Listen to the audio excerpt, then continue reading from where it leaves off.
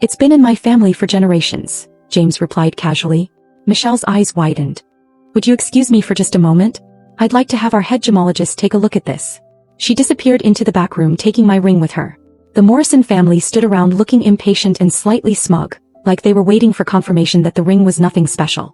5 minutes later, Michelle returned with an older gentleman in an expensive suit who was carrying my ring like it was made of glass. Mr. Morrison, he said, extending his hand to James, I'm Henri Dubois, head gemologist. It's an honor to meet you. The honor is mine, James replied.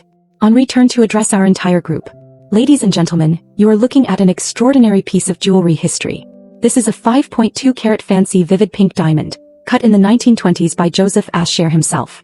The family's smug expressions began to fade.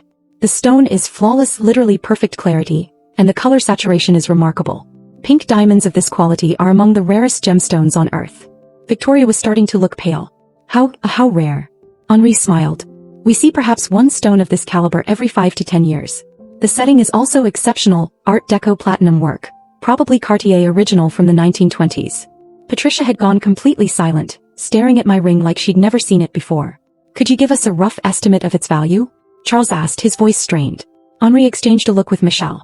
Well, we'd need to do a formal appraisal for insurance purposes, but based on recent auction results for similar stones, I'd estimate somewhere between $8 and $12 million.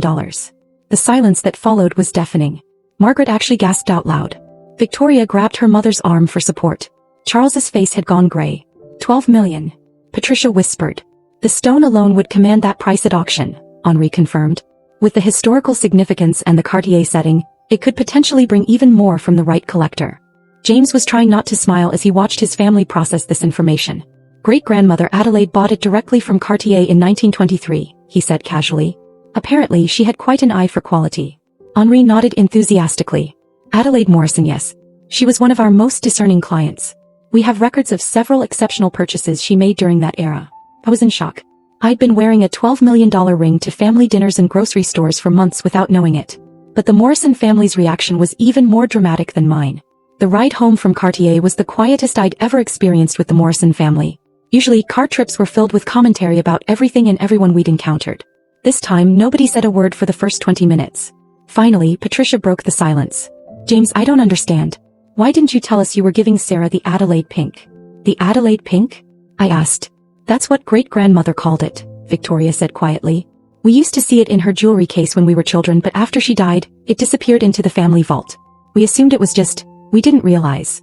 You didn't realize what? James asked, though he clearly knew the answer. Charles cleared his throat.